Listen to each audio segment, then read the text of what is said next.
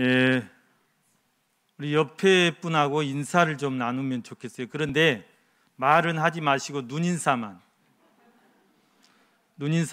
잘 살았소.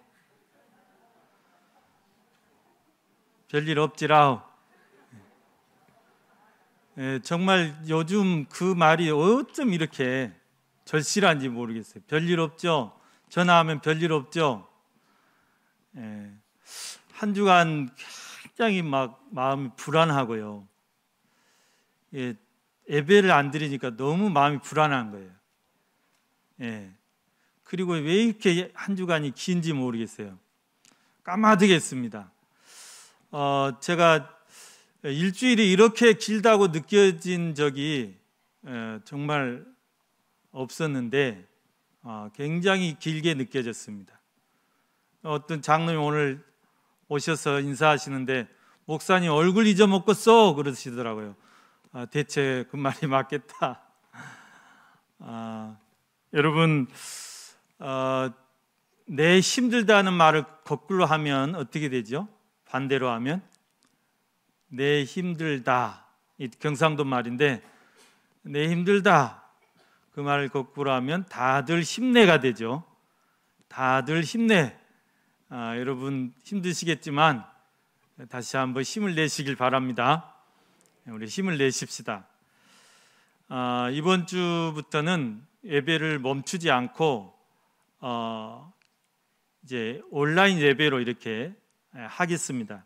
그래서 예배 이원들 그리고 저희 이제 교역자들 이렇게 예배를 드리면서 그것을 이렇게 생방송으로 녹화를 해서 유튜브에 생방송을 이렇게 띄우면 여러분들이 그 시간에 들어오셔서 함께 이렇게 주일 밤 예배 또 수요일 밤 예배 그렇게 함께 해주시면 좋겠고요.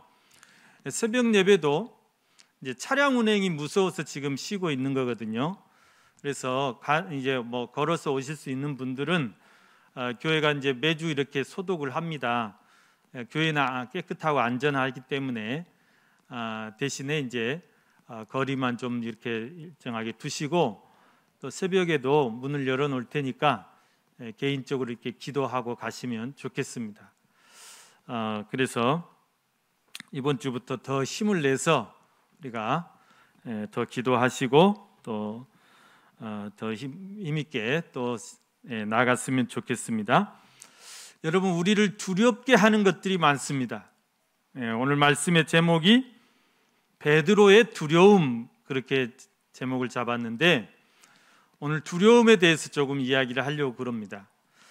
여러분, 우리를 두렵게 하는 것들이 뭘까? 우리 사람은 감정의 동물이라고 그러죠. 요즘 AI 로봇들이 많이 나오는데 백화점 가도 로봇가 안내하고 엘리베이터 타도 뭐 로봇가 이렇게 하는데 이 로봇 요즘은 기술이 너무 좋아가지고 이 로봇들도 감정을 표현한대요. 그래서 웃기도 하고 반기기도 하고 또 기분 나쁘게 하면 인상도 쓰고 그런다고 그래요. 그런데 그런 로봇들이 그렇게 감정을 표현할 수 있는 데까지 기술이 발달했다고는 하지만 과연 그 로봇들이 표현할 수 있는 감정이 뭐 얼마나 될까요? 고작해야 뭐 기쁨과 슬픔, 이 정도. 그래서 뭐 조금 자기를 때린다거나 그러면 뭐 나 화났다, 그 정도. 얼굴 표정에 있어 눈꼬리가 좀 올라가고 그렇게는 얼마든지 만들 수 있겠죠. 그리고 화났어 뭐 화났으면 어떡해? 화났으면 뭐 어쩌라고? 그리고 또 기분이 좋으면 이렇게 씩 웃는 그런 표정은 만들 수 있겠죠. 그러나 그게 과연 완전한 감정인가? 전혀 그렇지 않다는 것이죠. 그러나 여러분, 우리 사람이 느낄 수 있는 감정의 종류는 수백 가지가 넘습니다. 여러분 이제 상담을 하시는 이제 선생님들이 보통 이 표를 많이 사용을 하세요. 우리 사람의 감정을 표현하는 말이 단어가 몇 가지인가? 여러분 표를 한번 보시면 이 감정 목록이라고 있죠. 감정 목록. 여기에 지금 우리 사람의 감정을 표현하는 단어가 총 몇 가지가 돼 있냐면요. 이렇게 여러분 약 100가지 정도의 단어로 표현을 하고 있어요. 그런데 그 중에서 위에 있는 칸이 기분 좋은 감정을 표현하는 말들이에요. 여러분 좀 멀어가지고 잘 안 보이실 텐데 뭐 행복함이라든가 기쁨이라든가 만족스러움, 사랑스러움, 믿음직함, 뭐 자랑스러움, 통쾌함, 흐뭇함, 뭐 감탄스러운 또는 두근거리는 짜릿함, 존경스러움, 뭐 이런 것들은 다 기분 좋은 그런 우리의 감정을 표현하는 말들이죠. 그런데 그 밑에 나와 있는 거 노랗게 지금 색칠되어 있는 부분에 거기 단어들은 다 기분 나쁜 감정을 표현하는 말들이에요. 제가 몇 가지만 읽어드리면 무서움, 걱정, 또 허전함, 두려움, 약오름, 막 약오른다 있죠. 또 후회스러움, 당황스러운, 부끄러운, 뭐 창피함, 분노, 가소로움 이런 것들이에요. 여러분 보십시오. 기분 좋은 감정과 기분 나쁜 감정이 정확히 3배 차이가 나고 있어요. 30%는 기분 좋은 감정이에요. 그것을 표현하는 말이에요. 그런데 나머지 70%는 다 이렇게 기분 나쁜 그런 감정을 표현하는 말이 훨씬 많다는 사실입니다. 이거 왜 그럴까요?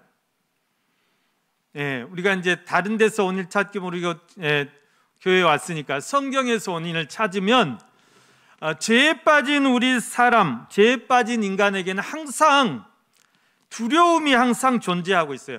이 두려움이 떠나지 않아요. 뭔가 불안해요. 뭔가 두려워요. 그리고 공허해요. 또 고독하고 애롭고 아무튼 이게 이제 뭐 평안이라든가 이런 것보다는 오히려 불안하고 또 이제 조금 무섭고 두렵고 이런 감정들이 훨씬 많아요. 그게 성경은 죄 때문에 그런다고 그래요. 사람이 죄에 빠져서 하나님을 불순종하고 하나님을 떠나는 순간부터 우리 안에 평안이 사라져버리고 기쁨이 사라져버리고 오히려 이런 이제 안 좋은 감정들이 차고 들어왔다는 사실입니다. 그래서 여러분 우리 믿는 사람들은 정말 좋은 게 뭐냐면 우리는 가만히 있으면 막 기분이 좋아져야 되고 기분이 평안해져야 되잖아요. 근데 가만히 있으면 불안해지는 거예요. 지난주 보십시오. 새벽 예배도 안 하고 가만히 있으니까 막 밤에 전 잠을 못 잤어요. 막 2시에 깨고 불안해 죽겠는 거예요. 누가 교회를 뜸먹어 볼까 봐. 우리 성도들이 다 어디 가버릴까 봐 막 불안해가지고 잠을 못 잤어요. 사람은 그냥 가만히 있으면 평안하고 좋은 게 아니라 불안합니다. 그래서 안 해야 될 걱정도 막 싸가지고 와서 하게 되는 거예요. 그리고 막 우울해지는 거고. 그래서 우리 믿는 사람들이 좋은 게 뭐냐면 우리는 정말 가만히 있으면 뭐예요? 기도하죠. 기도. 또 우리는 마음이 좀 울적해지면 막 찬송을 막 해버리세요. 찬송을 막 부르시고 찬송을 많이 틀어놓으시고 찬송을 하면 그런 것들이 다 떠나갑니다. 그리고 성경을 많이 읽으십시오. 시간이 많으실 때 성경을 많이 읽으시고. 우리는 그런 3가지 무기가 있어요. 우울증을 이길 수 있는 3가지 무기. 말씀과 기도와 찬송이에요. 이거면 뭐 다 이길 수 있어요. 해결할 수 있어요. 여러분 우리 죄에 빠진 인간이 이렇게 항상 두려움에 대한 그런 두려움에 대해서 자유할 수가 없습니다. 죽음에 대해서 두려워하죠. 모든 가장 큰 두려움 죽음에 대한 두려움이죠. 또 어두움에 대해서 우리는 굉장히 두려워합니다.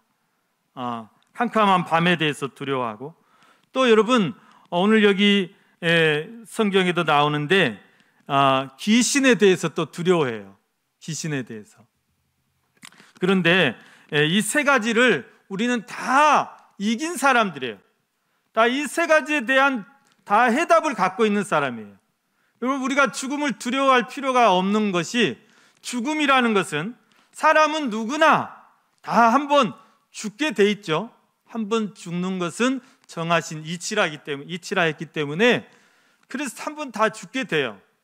죽어서 우리 육체는 다 흙으로 가고 우리 영혼은 이제 천국으로 가는 것이죠. 예수 믿는 영혼들은. 그러면 이 죽음이라는 거는 우리가 하나님께 가는 통로예요. 통로.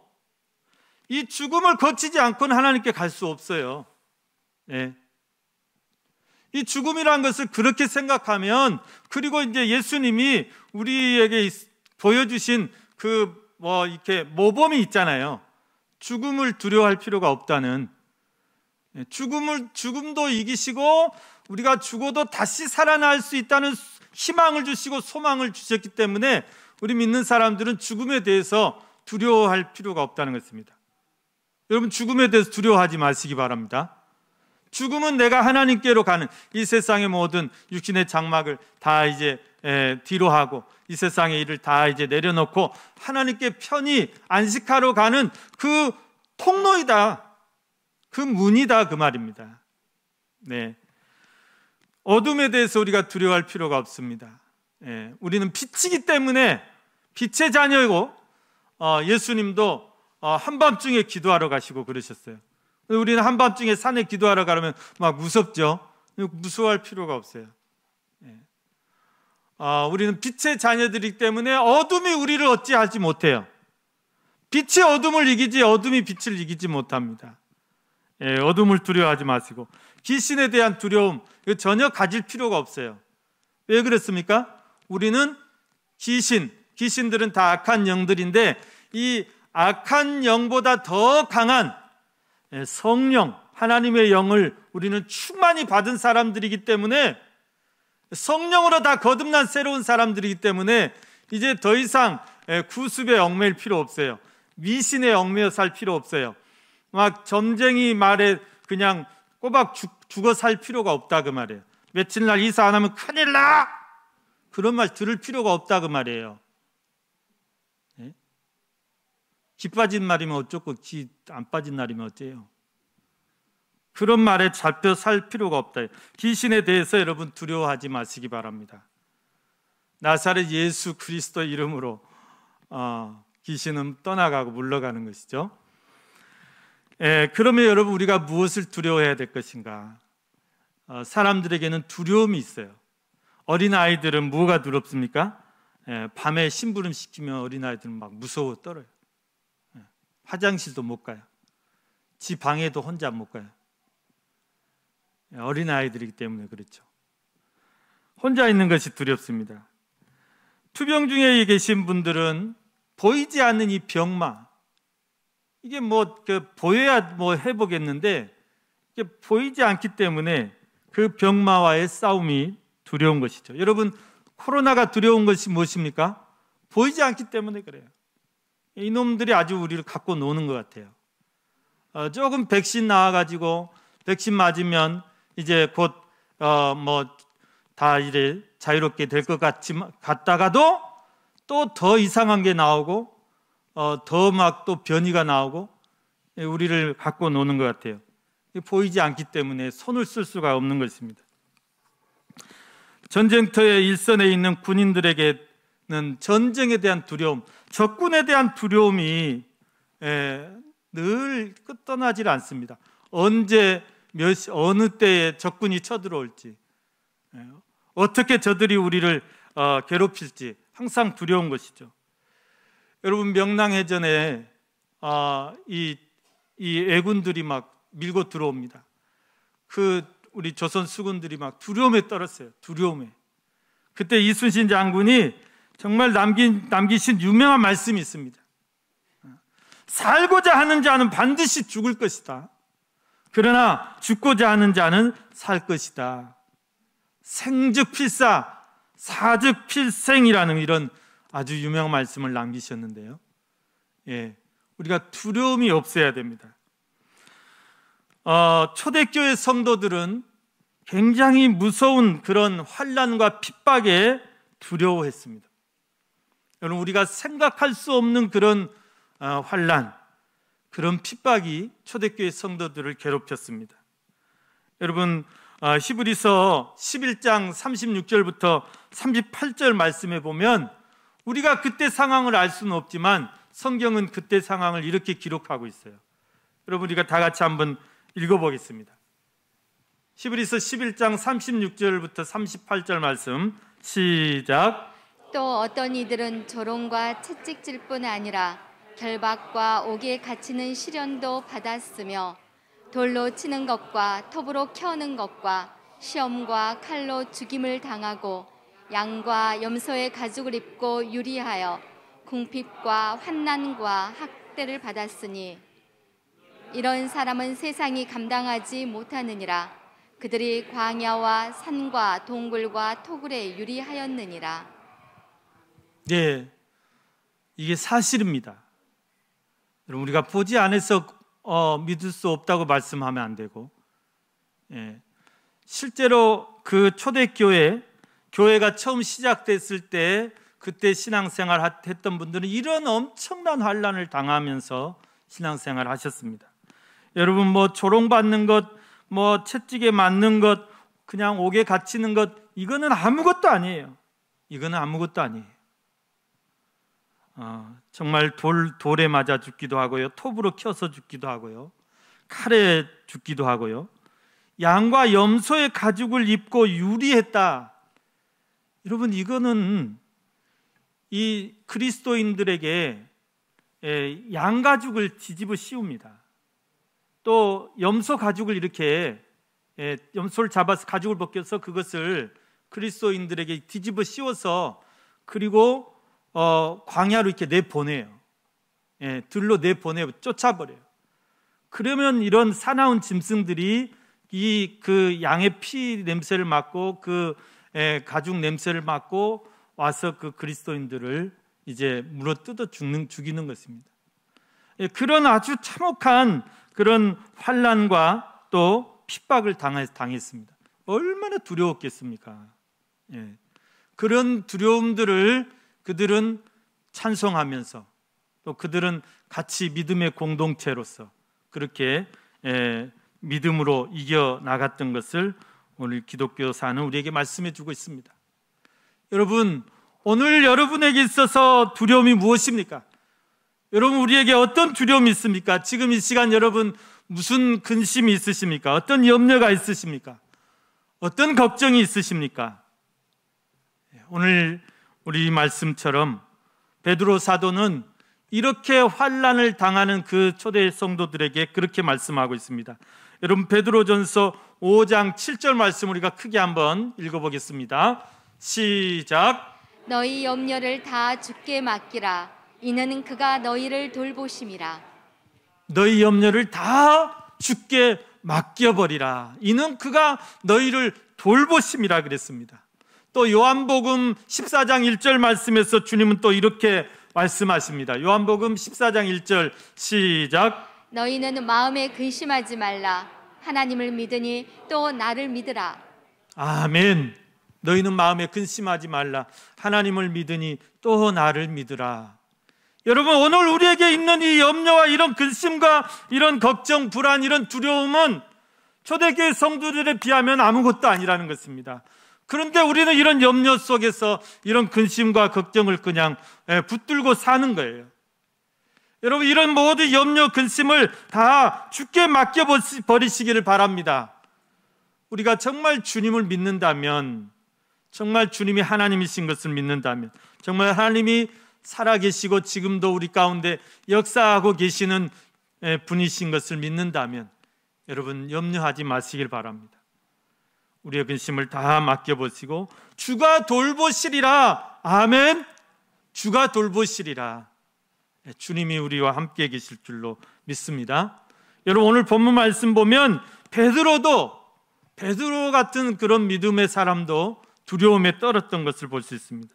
여러분, 오늘 말씀에 보면은 예수님의 제자들이 두려움에 떨고 있는 모습을 우리에게 보여주고 있습니다. 오늘 말씀의 배경을 보면 예수께서 즉시 제자들을 재촉하사 자기가 무리를 보내는 동안에 배를 타고 앞서 건너편으로 가게 하셨다 그랬죠. 근데 이 말씀은 이 앞에 나와 있는 오병이어의 기적의 사건, 그 오병이어, 그러니까 예수의 말씀을 듣기 위해서 몰려든 사람들이 남자만 5,000명이었고 뭐 어린아이 여자까지 하면 2배, 3배는 됐을 것인데 그 많은 사람들을 단지 물고기 2마리 그리고 보리떡 5개, 그 어린아이가 가져온 그 그거 오병이어를 가지고 거기 있는 많은 사람들을 다 배불리 먹이고도 12바구니가 남았더라. 자, 이 기적을 베푸신 후에 예수님이 제자들을 먼저 건너편으로 보내셨다고 그랬습니다. 그리고 예수님은 혼자 기도하시려고 산으로 올라가셨어요. 그리고 언제까지 기도를 하셨을까요? 밤이 아주 깊을 때까지, 약 밤 사경이라고 그랬습니다. 밤 사경 때까지 기도하시고 거기서 이제 이렇게 계셨어요. 밤 사경이라면 여러분, 우리가 밤을 5단계로 이렇게 구분할 수 있어요. 5경으로. 그래서 이제 초경이, 그러니까 1경이 밤 7시, 저녁 7시부터 9시 2시간 간격으로 이렇게 구분합니다. 그리고 2경이 9시부터 11시이고, 그리고 이제 3경은 11시부터 새벽 1시, 4경은 새벽 1시부터 새벽 3시예요. 그러니까 밤중에 가장 깊은 밤이 오히려 5경보다도 4경이죠. 그리고 5경은 이제 새벽 3시부터 5시, 그리고 5시에 동이 틈에 이제 아침이 되는 것입니다. 그런데 왜 예수님이 이렇게 새벽 4경까지 기다리셨을까? 예수님이 때를 기다리신 거예요. 자, 제자들에게 오늘 예수님이 무엇을 하시기 위해서 4경이 되셔서 제자들에게 이제 찾아가셨습니다. 자, 그 사이 제자들은 무슨 일이 벌어지고 있었죠? 자, 갈릴리 호수를 지금 배를 타고 이렇게 가고 있었는데, 처음 출발할 때는 뭐 순풍에 돛다듯이 아주 좋았어요. 그런데 이 바다라는 것이 하루에 12번도 변하는 게 바다인데요, 예측할 수가 없어요. 특히 갈릴리 바다에는 돌풍이 잦았다고 그랬습니다. 돌풍이. 이게 이제 헐몬산에서 내려온 차가운 물과 또 따뜻한 물들이 부딪히면서 돌풍이 잦고 풍랑이 막 많이 일어나던 그런 호수인데, 그런 바다인데 거기에 딱 걸려든 거예요. 처음에 이 제자들이 배를 타고 갔을 때는 아무 일 없었는데 한참 가운데쯤 갔는데, 한가운데쯤 갔는데 갑자기 바람이 그냥 설렁설렁 일더니만 막 돌풍이 치면서, 돌풍이 불면서 막 파도가 높이 올라가고 물결이 세지고, 거기에 이제 그 한복판에 이렇게 들어가게 된 거예요. 여러분, 배를 이렇게 타고 가시다 보면서 파도를 만나면 어떻게 되죠? 꼼짝을 못하는 것이죠. 꼼짝을 못하는 거예요. 나가지도 못하고 다시 돌아가지도 못하는, 다시 돌아가려고 배 돌리다가는 까파지죠. 그래서 절대 그거는 배 돌리는 것은 아주 지혜롭지 못하는 것이래요. 어찌됐건 이제 앞으로 그 맞으면서 나가야 되는데 나가지도 못하는 거예요. 특히 이 제자들이 탔던 배는 그냥 요즘같이 몇 마력 되는 그런 좋은 엔진이 있는 배가 아니고 손으로 저어서 가는 배예요. 그러니 그 파도와 어떻게 해보겠냐 그 말이에요. 그래서 꼼짝 못하고 거기서 사경 될 때까지 거기서 시달린 거예요. 죽을 고생을 한 거예요. 여러분, 아무리 그 능숙한 어부들도요, 말씀 들어보면 다 적어도 죽을 고비를 3번은 넘겼다고 그래요. 배 타고 가다가. 이 제자들도 평생을 갈릴리 호수 근처에서 태어나서 거기서 30년, 40년 손이 굵은 사람들 아닙니까? 갈릴리 호수를 손금 보듯이 훤하게 보는 사람들인데 꼼짝 못하고 거기서 죽을 고생을 하는 거예요. 그런 이 제자들에게 예수님이 이제 찾아오셨습니다. 여러분, 마치 이런 모습을 보면서 저는 그런 생각을 해봤습니다. 이렇게 갑자기 불어닥친 풍랑 앞에서 자기들이 갈릴리 바다 누구보다도 잘한다고 장담하는 사람들인데 그런 풍랑이 언제 닥칠지 어떻게 알아요? 예. 여러분, 우리가 내 인생의 경륜을 자랑할 수가 없어요. 내 경험이 많다고 내가 자랑할 수가 없어요. 나는 산전수전 다 겪어서 나는 아주 노련하다, 뭐 두려울 게 없다 자랑할 필요가 없습니다. 여러분 보십시오. 이 코로나 팬데믹이 이렇게 갑자기 아무도 예상할 수 없는 이런 코로나가 창궐해가지고 이렇게 전 세계가 3년 4년 되도록 마비가 되고 수만 명의 사람들이 죽고 전 세계가 그냥 비행기고 뭐고 다 마비가 될 정도로 이런 일이 닥칠 줄 누가 알았냐 그 말이에요. 그 누가요? 아무리 인생의 경험이 많고 아무리 공부 많이 한 사람 이런 걸 어떻게 예측하냐 그 말이에요. 다른 일들은 큰 어떤 일이 일어나면 그래요. 어떤 용한 점쟁이가 그거 예언했었다고, 누가 그거 알아맞혔다고 그런 소리 많이 들리거든요. 그런데 이 코로나를 맞췄다는 사람은 제가 지금까지 한 번도 들어본 적이 없어요. 그 점쟁이들 다 뭐 했대요?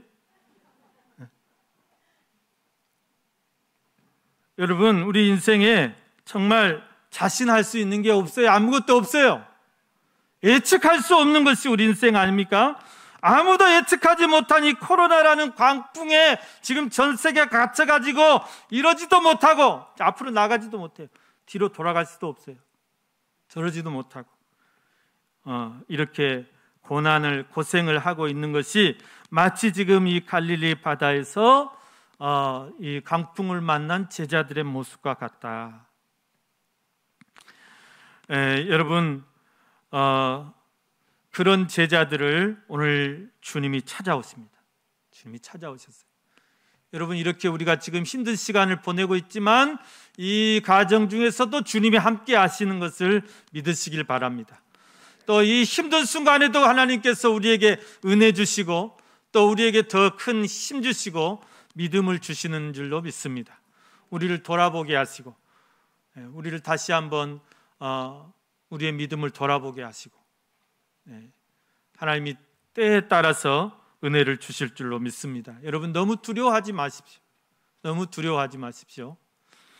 그래서 이 주님이 제자들을 찾아왔습니다. 제자들이 갑자기 그냥 새벽에 하얀 옷을 입고 이렇게 오시는 예수님을 보고 깜짝 놀랐어요. 유령인 줄 알고 깜짝 놀라서 막 소리를 지르고 더 난리치는 거예요. 예수님이 야, 나다. 내니 두려워 말라 그랬죠. 안심하라, 안심하라. 여러분, 그때 그래도 제일 맏형이라고 이 베드로라는 제자가 예수님 앞에 담대하게 이렇게 말했어요. 주님이시거든 나를 명하사 이 물 위로 오라 하소서. 이 물 위로 걸어오게 하소서. 그렇게 말하는 거예요. 그러니까 그래, 와라, 오라 그래요. 오라. 그러니까 이 베드로가 갑자기 어디서 그런 믿음이 생겼는지 배에서 내려가가지고 그 시퍼런 바닷물 속으로 막 바닷물 위를 걸어가는 거예요. 여러분, 그 순간 기적이 일어났어요. 정말 베드로가 인류 최초로 바다 위를 걸어간 사람이 되어버렸어요. 여러분, 만약에 그때 지금처럼 이렇게 매스컴이 발달됐더라면 아마 베드로는 세계적인 스타가 됐을 거예요. 우리 인류사에 달이라는 이 행성에 최초로 발을 디딘 사람이 있어요. 미국의 그 우주 비행사였던 닐 암스트롱이라는 사람이 있는데 이 사람이 정말 행운을 얻은 사람이에요. 그 당시에 아무도 달이라는 곳에 우리가 그냥 멀리서 보면서 이 달에 대한 어떤 동경심, 그래서 시도 많이 쓰고 동화도 많이 나오고 노래도 많이 나오고 그 정도로만 우리는 달을 생각했지 실제로 40만 킬로 떨어져 있는 그곳에 우주 비행선 타고 가가지고 정말 그 암흑천지 같은 그 깜깜한 곳에 정말 착륙을 했어요. 그리고 내렸어요. 그리고 그곳에 인류 최초로 발을 디뎠어요. 그 사람은 지금까지 세계적인 스타가 됐잖아요. 아마 베드로가 정말 그때 이렇게 이런 뉴스에 나왔더라면 정말 세계 토픽감이 되지 않았을까. 엄청난 인류의 업적을 세운 사람이 됐죠. 아무튼 인류 최초로 몇 발자국을 걸어갔는지는 모르겠지만 무리를 걸은 사람이 됐어요. 여러분, 사람이 무리를 걸을 수 있습니까? 네. 왕도마뱀이 무리로 달려가는 것은 제가 봤습니다. 그거 보셨죠? 사람은 달려갈 수 없어요. 그런데 베드로가 빠지고 말았어요. 아니나 다를까? 왜 빠졌을까? 오늘 말씀에 보면 바람을 보고 무서워 빠져갔다 그랬어요. 바람을 보고 무서워 빠져갔다. 아니, 바람이 뭐 그리 무서웠길래 바람을 보고 무서워 빠졌을까? 여러분, 내가 그 자리에 있다고 지금 한번 상상을 해보시고, 지금 밤 사경이에요. 칠흑같이 어두워요.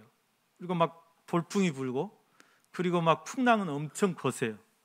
자, 그곳에 내 배는 마치 그냥 낙엽같이, 추푼 낙엽처럼 흔들리고 있어요.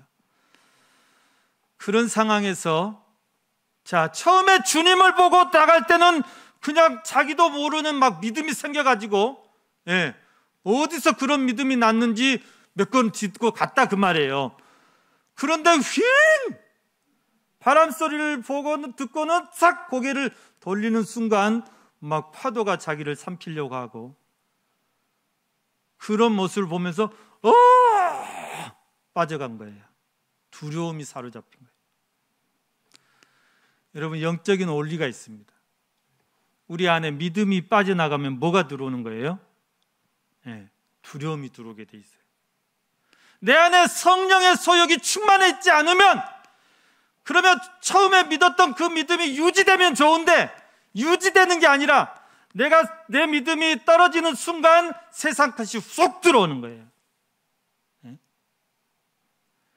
성령의 소욕이 빠지는 순간 육신의 소욕, 온갖 육신의 소욕이 싹 들어오는 거예요.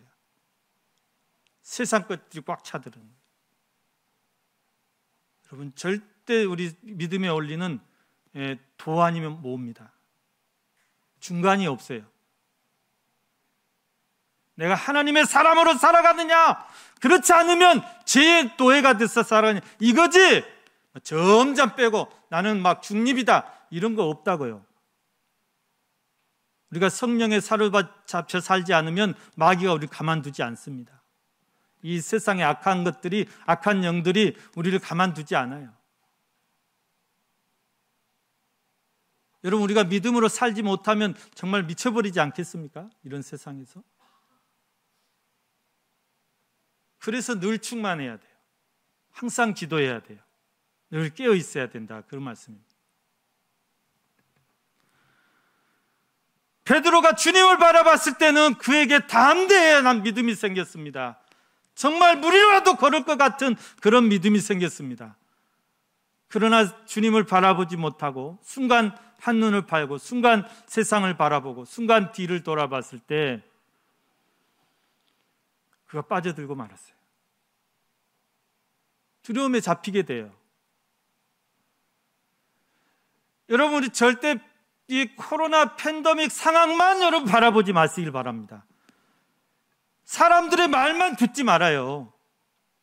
내 믿음이 중요한 거지.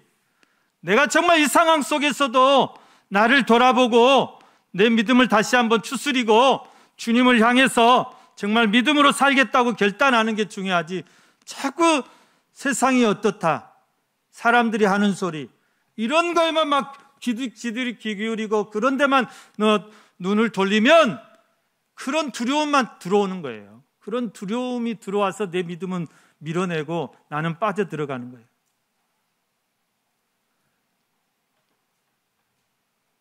여러분, 이것은 성경에 나온 이야기는 아니지만 노아의 방주를 왜 하나님께서 이 창을 내지 말라고 하셨을까요? 위로 하늘로만 문 하나 이렇게 내게 하고, 노아의 방주의 구조가 참 이상해요. 이 방주라는 게 원래 이렇게 네모 반듯한 바지선 같은 그런 배인데, 거기에다가 이렇게 방을 만들었어요. 우리 바지선들은 그냥 완전히 오픈되어 있어가지고 거기에 돌 싣고 모래 싣고 이렇게 중장비 싣고 가는데, 그런데 이제 이 노아의 방주는 방주지만 거기에다가 방을 3층으로 만들게 하고, 그런데 창을 내지 마라, 옆으로. 유람선이 아니다. 위로 하늘만 이렇게 나중에 내렸을 때 나올 수 있는 그 위로 하늘만 문을 하나 내게 했어요. 왜 그랬을까? 창을 이렇게 내놨으면 여러분 어떻겠어요? 창을 내면 기린이 이렇게 내다보다가 막 풍랑이 이런 거예요. 그 노아의 홍수 영화에 보면요,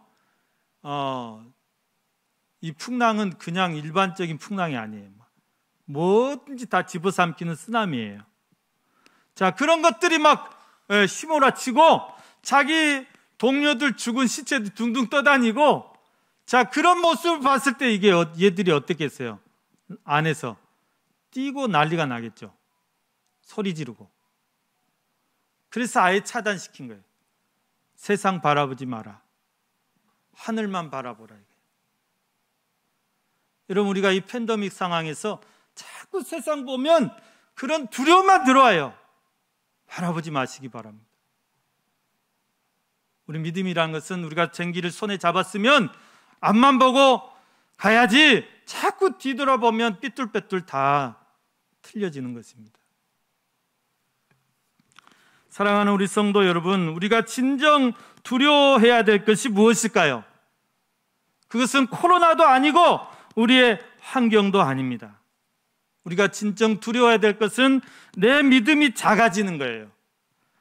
내가 자꾸 염려에 휩싸이는 거예요. 내가 자꾸 세상과 타협하면서 내 믿음이 흔들리는 거예요. 이걸 두려워해야 돼요. 이걸 두려워해야 돼요. 내가 세상에 지는 것을 두려워해야 된다는 것입니다.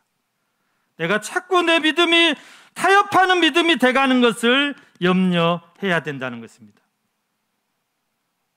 처음에 잘 주님을 향해서 다 이렇게 걸어오다가 바람을 보고 무서워서 빠져가는 베드로를 향해서 예수님이 뭐라고 했습니까? 믿음이 작은 자야, 왜 의심하느냐?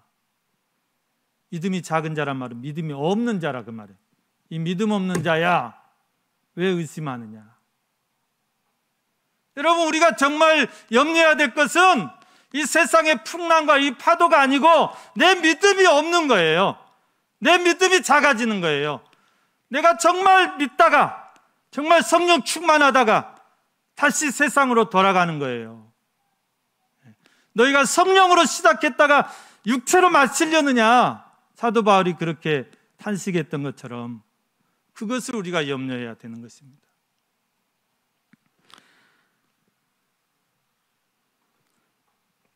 사랑하는 우리 성도 여러분, 지금 우리는 매우 어려운 환경에 처해 있는 것이 사실입니다. 그러나 우리가 환경을 바라보지 마시고, 환경을 바라보면 두려움에 빠지게 됩니다. 주님을 바라보시길 바랍니다. 우리의 표대가 되시는 예수 그리스도를 우리가 바라볼 때 주님 우리에게 위로를 주시고, 주님 우리에게 힘을 주시고, 또 능히 이길 만한 그런 믿음을 주실 줄로 믿습니다.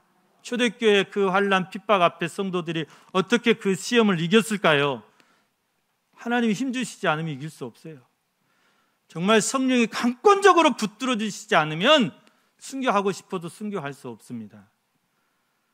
오늘 저희들이 이 시대를 살아가면서 하나님께서 우리에게 정말 우리를 붙들어 주시고, 이 풍랑 속에서도 우리를 지켜주시고, 또 우리가 주만 바라보면서 이번 한 주간도 여러분 주님께로 한 걸음씩 더 나아가는 그런 승리의 삶이 되시기를 주님의 이름으로 간절히 축복합니다.